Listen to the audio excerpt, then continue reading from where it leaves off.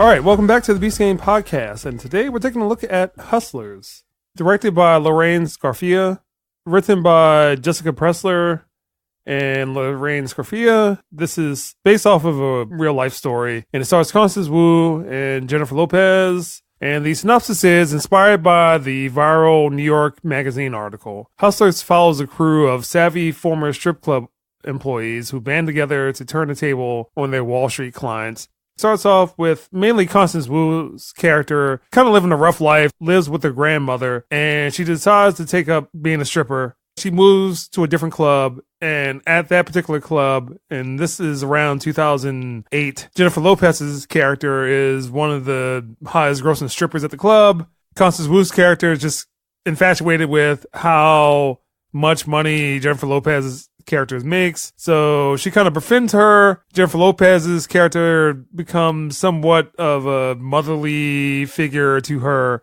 and trying to show her the ropes and show her tips about how to get money, make it rain.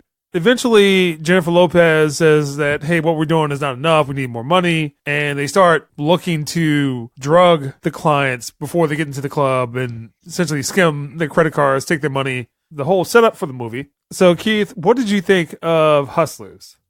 I was surprised. Figured it was going to be one of those, what's that movie from the 80s? Working Girl, I think.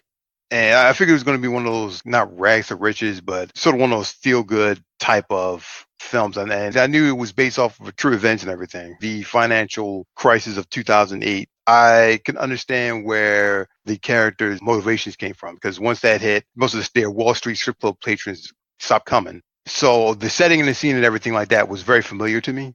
But I enjoyed it far more than I thought it would, not for the reasons that you may think. Jennifer Lopez, she did a very, very good job with that role. Blown away by her performance. All in all, I thought the movie was well done. I thought the movie was put together very well. I thought the director did a pretty good job. I'll keep an eye out for her work in the future, and I'll look for some of the things she's done previously. But I enjoyed the movie. I thought it was a good and nice little date movie and everything. The subject matter, the kind of idea where no one cared about the fact that they were drugging dudes and robbing them for all that money. They actually showed the real consequences to that with some of those characters. That was kind of the sobering moment. It wasn't all feel good and all funny moments and them having a good time, sticking it to the man and everything. There was actual consequences, and they told a sort of complete story with that.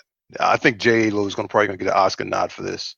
Well, Keith, I'm going to say that I kind of like this movie. It has a lot of things going for it. My main complaints are that it's based off a true story. And that's fine. And if they weren't basing this so much off of a true story and didn't really rely too much on the actual people or at least events being part of the story, it really follows the Martin Scorsese path of stories, Goodfellas, or things like The Departed. And if it had stuck to that, or if it had veered off in certain directions, I think that would have been a more successful movie, because all that is predicated on one character being new to a situation and then another character befriends them and takes advantage of them, which is what happens in this movie. I see what you're talking about. Okay, I understand. Yeah, and again, this is all based off a true story. So I think my problem is somewhat writing, somewhat screenplay, but again, if you're going to follow the Martin Scorsese path, that's what this would be. And eventually, somehow, they have a falling out, they turn on each other,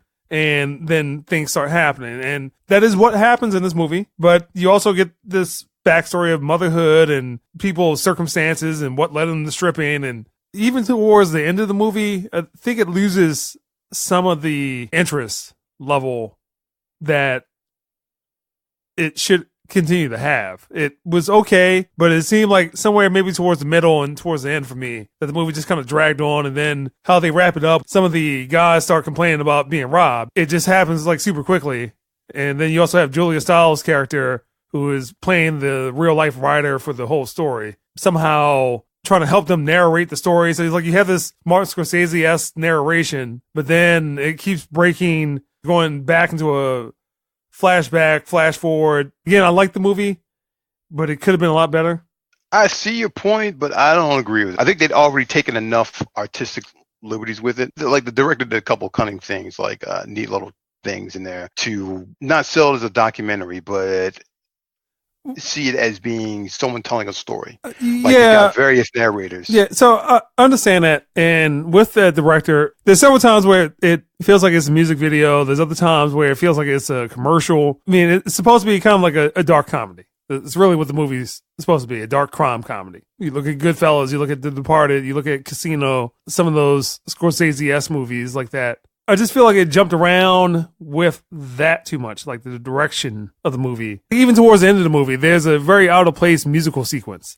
And I'm like, why is this here? I think for me, again, it's just direction and story and not like really basing off of what it could have been if it took the Scorsese route or the crime route, but it seems unfocused.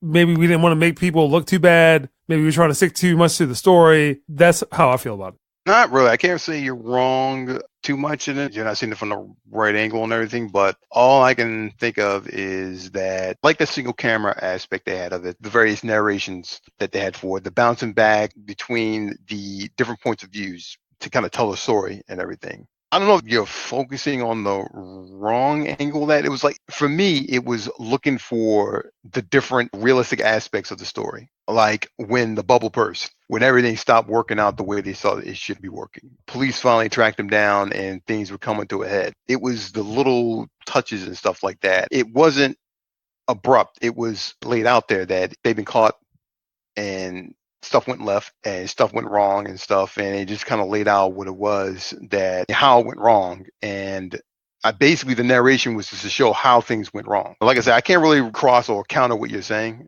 on that. I like the artistic liberty she took, and I thought they were just enough. If she took any more with it, it wouldn't have been a kind of a true story. Negated some of the amazingness of what happened, of what they did. In truth, it wasn't that amazing. I mean, you kind of figure, like, in hindsight, that's what happens, that what could happen. So, Keith, what score would you give Hustlers? It's a good-looking film. I liked it. I thought it was well acted, well directed. Story was good. I will give it an 8 because J-Lo's performance I didn't think she was going to bring it like that. And I'm not just talking about the way she was dancing, that one striptease she did. Her performance, her acting performance was spot on. It was kind of made the movie and stuff, in my opinion. So I'll give it an 8, and I'd be surprised if she doesn't get a nod and something. Oscar, Golden Globe, something. Well, I'm going to give it a 6. Again, I think my issues are writing and directing, and I think a lot of it has to do with that the writer has only done like maybe an episode of TV. Probably do something better in the future, but the same thing with the director. However, really feel that there should have been more artistic liberties taken, but not really memorable, but it's okay. Bandz make them dance.